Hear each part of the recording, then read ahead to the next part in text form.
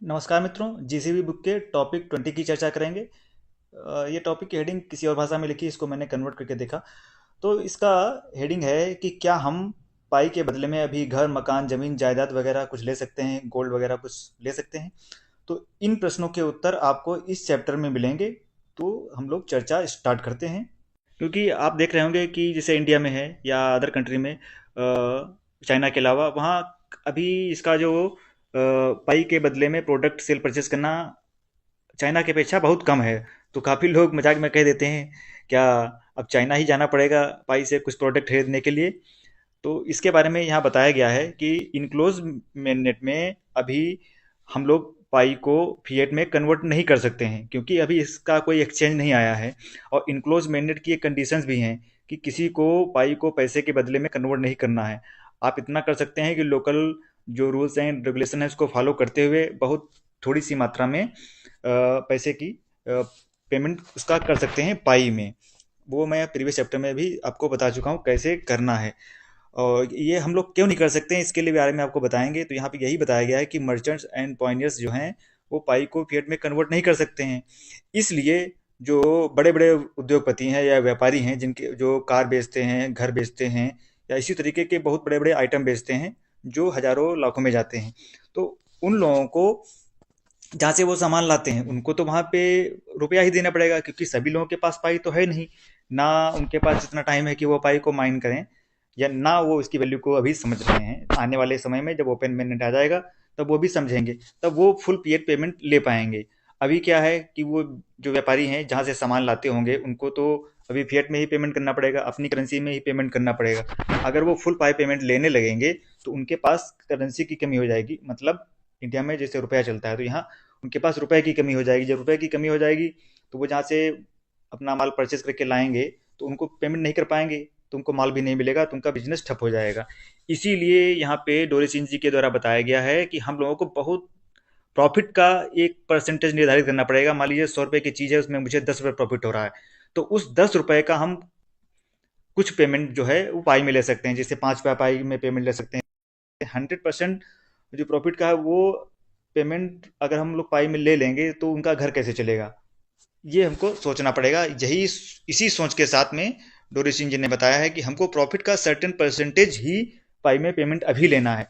जैसे ही open minute आ जाएगा हम लोग फुल पेमेंट पाई में ले सकेंगे, क्योंकि तब हमारे पास इसका एक्सचेंज जो होगा पाई को स्वैप करने का, पाई को स्वैप करके फिएट में कन्वर्ट करने का, वो हमारे पास आ जाएगा। तो उस समय कुछ कंडीशंस और होंगी, तो उसमें हम लोग क्या कर सकते हैं, 80% पाई में पेमेंट ले सकते हैं या 100% भी ले सकेंगे, और जैसा भी रहेगा, क्योंकि तब हम लोग इसको स्वैप कर पाएंगे।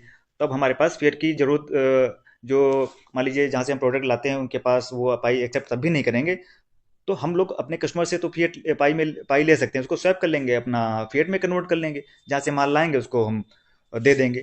तो ये अभी के लिए है, सिर्फ इनक्लोज मिनट के लिए। बाकी जब ओपन मिनट आएगा तो हम लोग कुछ भी कर सकते हैं। इस पैराग्राफ में बताया गया है कि जो ये घर, अच्छा घर हो गया, अच्छी गाड़ी हो गई, ये अधिकतर लोगों के ये सपने होते हैं। तो वो लोग चाहते हैं, ये पाइनियर्स चाहते हैं कि वो जल्दी से जल्दी इन चीज़ों को ले पाएँ, क्योंकि लगभग 4-5 साल से वो माइनिंग कर रहे हैं, तो उनका ये सोचना होता है।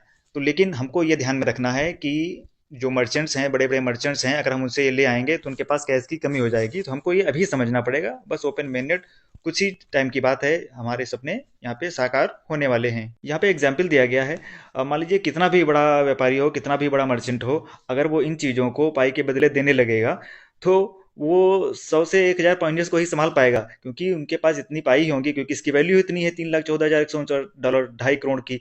अगर मान लीजिए एवरेज में ही एक बंदे के पास 100 पाई हो और वो 1000 लोग वहां पहुंच जाए, तो उसके पास वो पैसा खत्म हो जाएगा, वो बैंकरप्ट हो जाएगा, वो अपना जो बिजनेस है वो आगे चला ही नहीं पाएगा, क्योंकि वो पाई को फिएट में कन्वर्ट ही नहीं कर पाएगा। इसलिए ये अभी समस्या आ रही है। जैसे ही ओपन मिनट आएगा ये समस्या दूर हो जाएगी। यहाँ पे एक एग्जांपल दिया गया है कि मान लीजिए अगर कोई मर्चेंट है $1, $10 या $100 एक पाई का अगर लगाता है, मान लीजिए एक पाई की वो वैल्यू बोलता है कि $1 है, कोई मर्चेंट बोलता है $10 है, कोई बोलता है $100 है। तब भी अगर उसके पास लोग परचेस करने पहुंच जाएंगे, वो तो पाई तो रख लेगा, लेकिन उसके पास कैश कहाँ से आएगा? कैश में वो कन्वर्ट नहीं कर सकता है, क्योंकि वो इलीगल है। और साथ में ये भी है, जब कैश उसके पास नहीं होगा तो वो जो यहाँ के इनकम टैक्स हैं, जीएसटी वगैरह हो गया, अपने अपने कंट्री में जो टैक्सेस वगैरह होते होंगे, वो कैसे पेमेंट करेगा? वो नहीं कर पाएगा, तो उसके पास उस पर मुकदमा केस वगैरह हो जाएंगे, तो वो भी बैंकरप्ट हो जाएगा, वो भी इन मामलों में फंस जाएगा, तो उसका भी बिजनेस चौपट होने की संभावना है। इसलिए अभी ये बताया गया है कि प्रॉफिट का कुछ परसेंटेज ही हम लोग जीसीबी को सपोर्ट करते हुए पाई पेमेंट ले सकते हैं। यहाँ पे डोरी सिंह जी कहती हैं कि हमें जो पाई का लॉन्ग टर्म गोल है उसको लेके चलना है, तो उसके लिए हमको सबको साथ में लेके चलना पड़ेगा। हम लोगों को अभी शॉर्ट टर्म का नहीं देखना है कि हमारे पास पाई आ गए हैं, जल्दी से जल्दी हम अपना घर मकान बिजली वगैरह जो प्रॉपर्टी लेना चाहते हैं वो ले लें। वो अभी नहीं करना है। वो अगर आप अभी करेंगे, कोई मर्चेंट अगर नहीं समझ पाया, अगर वो ये एक्सेप्ट करने लगा, तो वो बैंकरप्ट हो जाएगा, वो सिस्टम से बाहर निकल जाएगा। तो हमारा जो लॉन्ग टर्म का जो प्रोस्पेक्टिव है वो बिगड़ जाएगा, क्योंकि उसको देखा देखी अदर मर्चेंट्स होंगे, उनमें ये भावना चली जाएगी, अरे ये बर्बाद हो गया तो मैं भी हो सकता हूँ। इसलिए अभी ये सब नहीं कराया जा रहा है। इसीलिए हम लोग ज़्यादा प्रयास कर रहे हैं कि हम लोग बहुत छोटे अमाउंट में ट्रांजेक्शन करें। मैक्सिमम आप 500 रुपये का ट्रांजेक्शन किसी प्रोडक्ट के लिए करें, वो भी प्रॉफिट का अगर पार्ट है 500 रुपये, तो उसमें प्रॉफिट का पार्ट अगर 1000 रुपये है तो 500 रुपये आप उसको पाई में पेमेंट कर सकते हैं। इस तरीके से आपको करना है। मान लीजिए प्रॉफिट 10 रुपीज़ हो रहा है, तो 50%, मतलब 5 रुपये, तो मैक्सिमम आप उसको 50% पाई में पेमेंट करिए। बाकी उसको पेमेंट अभी ना ना वो कोई करे, ना कोई एक्सेप्ट करे।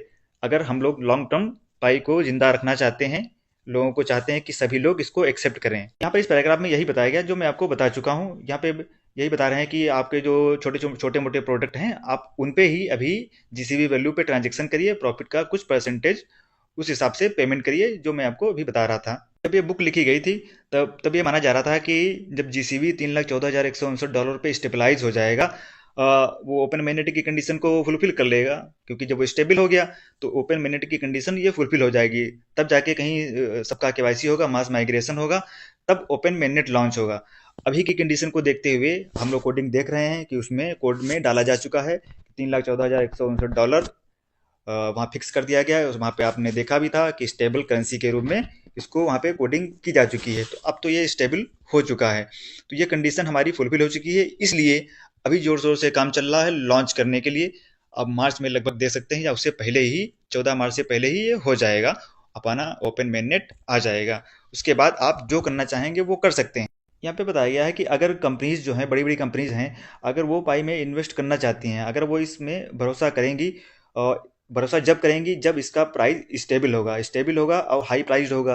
तो वहाँ पे जब स्टेबल रहेगा तो उनको भी लगेगा कि हम लोग पाई में पेमेंट ले सकते हैं, क्योंकि ये स्टेबल है। आज लेंगे कल इसका वैल्यू डाउन नहीं हो जाएगा। मान लीजिए आज उन्होंने एक पाई लिया, एक पाई की वैल्यू आज अगर $3,14,159 है, तो ऐसा नहीं है कल ये $3 लाख ही बेचेगी। वो $3,14,159 ही रहेगी, या फिर उससे ऊपर जाएगी, क्योंकि पाई की जो सर्कुलेशन है अभी बहुत कम है।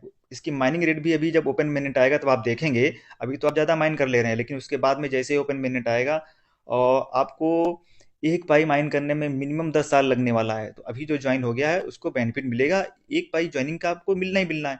उसके बाद आप करेंगे तो एक पाई ज्वाइनिंग का भी नहीं मिलेगा। इसलिए अभी अगर कोई करना चाहता है तो वो कर सकता है।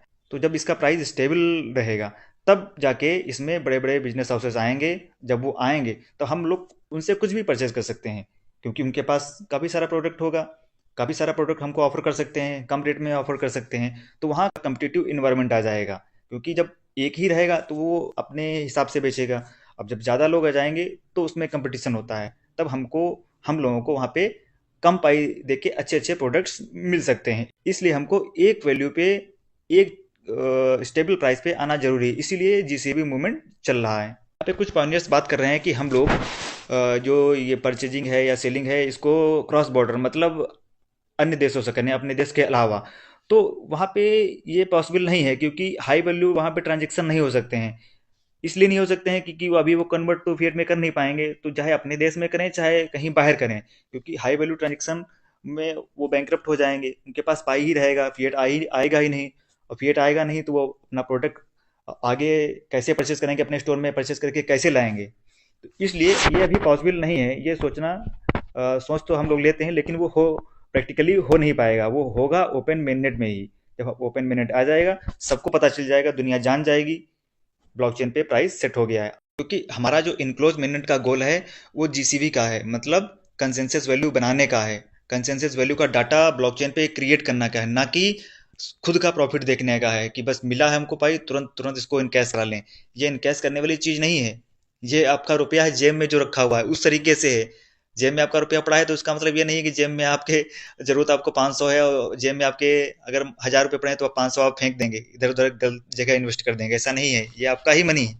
इसलिए आपको इसको समझदारी से इस्तेमाल करना है। ये नहीं है कि आपको मिल गया है तो आप जो चाहें, जैसा चाहें अनाप शनाप इसको खर्च कर दें। आपको ऐसा नहीं करना है। जो ज़रूरत की चीज़ें होंगी आपको वही परचेज करना है। बहुत ज़्यादा जो ज़रूरत होगी उन्हीं को करना है। संभल के खर्च करना है इसको। बाकी आपको यहाँ पे इसको स्टेक करके रखना है, मतलब लॉकअप लगा के रखना है। उससे क्या होगा, आपकी माइनिंग रेट इंक्रीज होगी, आपके पास ज़्यादा पाई आएंगे। तो अभी आप ज़्यादा अर्जित कर सकते हैं क्योंकि माइनिंग रेट अभी ज़्यादा है। अगर आप बहुत दिनों से माइनिंग नहीं कर रहे हैं तो आपके पास कम होगा। तो आपके पास ये मौका है कि आपको जो माइग्रेशन होके आया है आप उसको लॉक कर सकते हैं। लॉक करेंगे तो आपका माइनिंग ज़्यादा होगा। माइनिंग ज़्यादा होगा इसका मतलब आपके पास पाई ज़्यादा आएगा। कुछ पॉइंटर्स ऐसे हैं जिनका मान लीजिए बिजनेस का बैकग्राउंड नहीं है, उनको बिजनेस की मान लीजिए कोई समझ नहीं है, इकोनॉमिक्स की समझ नहीं है। तो उनको ये समझाने के लिए पूरा चैप्टर है ये डिजाइन किया गया है। क्योंकि वो तो कहते हैं, पॉइंटर्स कहते हैं कि अभी लेने में क्या दिक्कत है, वो 100% पाई का पेमेंट जो मर्चेंट्स हैं वो ले सकते हैं। लेकिन उनको जो बिजनेस के रूल्स होते हैं, जो रेगुलेशंस होते हैं, जो गवर्नमेंट बनाती है, उसको फॉलो करने के लिए, क्योंकि उसमें जो टैक्सेस वगैरह देने होंगे वो तो हमको अभी अपनी करेंसी में ही देने होंगे ना। अगर वो 100% पाई में पेमेंट ले लेगा तो उसके पास कैश कहाँ बचेगा, पैसा ही नहीं बचेगा। पैसा नहीं बचेगा तो गवर्नमेंट को दे नहीं पाएगा, अपने लेबर को नहीं दे पाएगा, अपने मकान मालिक को रेंट नहीं दे पाएगा। क्योंकि सभी लोग तो पाई का पेमेंट लेंगे नहीं, क्योंकि उनको इसकी नॉलेज नहीं है। उनको जब आपको नहीं है, जो आप माइनिंग कर रहे हैं, तो उनको कहाँ से होगी जो माइनिंग नहीं कर रहे हैं। ये ब्लॉकचेन क्या होती है, हवा की बातें हैं सब। क्योंकि ब्लॉकचेन कहीं दिखती तो है नहीं, जो दिखता है आदमी उसी को मानता है, ब्लॉकचेन दिखती नहीं है तो उसको नहीं मानेंगे वो। इसलिए इन सब खर्चों को देने के लिए उसके पास पैसा भी होना चाहिए। पैसा नहीं होगा तो उसका बिजनेस ठप हो जाएगा। आप तो कैश करके चले आएंगे, आपने पाई दे दिया, कार परचेज कर लिया, अब घर चले आए, आराम से चला रहे हैं। अब चलाएंगे भी कैसे? पेट्रोल वाला बिना पैसे के तो देगा नहीं। आपके पास भी अगर पैसा नहीं होगा, वो भी तो पाई का पेमेंट नहीं लेगा, क्योंकि अभी ये लीगल नहीं है। तो ये चीज़ें अभी पॉसिबल नहीं है प्रैक्टिकली, इसलिए हम लोगों को ओपन मेननेट का इंतजार करना होगा। इस पैराग्राफ में यही बताया गया है कि बहुत से लोग ज़्यादा होशियार हैं, ढेर साने जिसको बोला जाता है वो हैं। वो क्या कर रहे हैं, पाई के प्राइस को बहुत कम करके $1 में या 60-70 रुपए में, वो सोच रहे हैं कि अगर उनके पास पाई कम है तो वो क्या करें, अपना प्रोडक्ट वगैरह सेल करें और एक पाई की वैल्यू को 50-60 रुपये रखें और दिखा देंगे कि हमने एक पाई के बदले ये 200 रुपये का सामान दिया है। तो अगर आप ऐसा करेंगे, क्योंकि आप कुछ ही परसेंट में हैं, 95% लोग जीसीबी पे ट्रांजेक्शन कर रहे हैं, तो इसमें क्या होगा, आपके अकाउंट को खतरा रहेगा। आप तो सोच रहे हैं कि आपका सेफ है, सेफ नहीं है। ओपन मेंडेट के पहले ऐसे सभी लोगों का अकाउंट ब्लॉक किया जाएगा जो बल्क में ट्रांजेक्शन कर रहे हैं, बड़ी बड़ी मात्रा में कर रहे हैं, एक पाई ट्रांसफर कर रहे हैं, आधा पाई ट्रांसफर कर रहे हैं। क्योंकि जीसीबी के हिसाब से, क्योंकि 95% लोग वो लोग मान चुके हैं, आप ही ऐसा कर रहे हैं तो इसका मतलब आप धांधली कर रहे हैं नेटवर्क के साथ में, आप नेटवर्क के साथ में धोखाधड़ी कर रहे हैं। इसलिए आपका अकाउंट ब्लॉक कर दिया जाएगा। आपको एक भी पाई नहीं मिलेगा, आपके पैसे सब बेकार चले जाएंगे। जो आपने उसको प्रोडक्ट दिया है उसके बदले आपने पाई लिया है, प्रोडक्ट तो आपने दे दिया, आपका पैसा चला गया। ठीक, उसके बाद में आपका ये पाई का जो वॉलेट में आपका पाई आया होगा ये भी ब्लॉक कर दिया जाएगा, इसको भी जीरो कर दिया जाएगा। क्योंकि जब तक ये ब्लॉकचेन पे आपका जो कॉइन्स है माइग्रेट नहीं होंगे तब तक ये रियल कॉइन नहीं माने जाएंगे। इसलिए आपको इन सब चीज़ों से बचना चाहिए। यहाँ पे बताया गया है कि जो पाई जो है वो ट्रेडिशनल क्रिप्टो करेंसी नहीं है। इसको वाइट पेपर में एक्सप्लेन पूरा किया गया है कि हम लोगों की जो मंशा है, पाई नेटवर्क की मंशा है, जो पाई कोर टीम की मंशा है, वो ये है कि हम लोग इसको करेंसी बनाना चाहते हैं। तो इसके पहले जो क्रिप्टो लगा है आप उसको दिमाग से निकाल दीजिए कि ये क्रिप्टो है। ये क्रिप्टो नहीं है। क्रिप्टो के साथ में ये करेंसी भी रहेगा। क्रिप्टो इसलिए क्योंकि ब्लॉकचेन में है, जो ब्लॉकचेन पे आता है उसमें क्रिप्टो सब लगता ही लगता है। इसलिए यहाँ पे आपको ये ध्यान रखना होगा, इसको करेंसी बनाया जा रहा है और करेंसी की जो गुण धर्म होते हैं वो इसमें भी होंगे। करेंसी मतलब स्टेबल होती है, जैसे रुपया है वो स्टेबल है, डॉलर है लगभग स्टेबल है। इस तरीके से इसको बनाया जाएगा। थोड़ा बहुत ऊपर नीचे होगा, कम तो नहीं होगा, ज़्यादा ही हो सकता है, क्योंकि इसके बैकिंग में हम लोगों ने कोडिंग में देखा है कि वहाँ पे बैकिंग में इथीरियम और बिटकॉइन और अपना यूएसडी ये रखा जाएगा। मतलब $1 पाई के बदले $1.5 का इथीरियम, बिटकॉइन ये सब चीज़ें रखी जाएंगी। तो इसलिए इसको पूरी सिक्योरिटी रहेगी कि हम लोगों के पास अगर पाई है तो हमको लोगों को कोई घबराने की बात नहीं है। तो इसलिए हमको इसको ट्रेडिशनल क्रिप्टो करेंसी की तरह इन्वेस्टमेंट के तौर पे नहीं देखना चाहिए।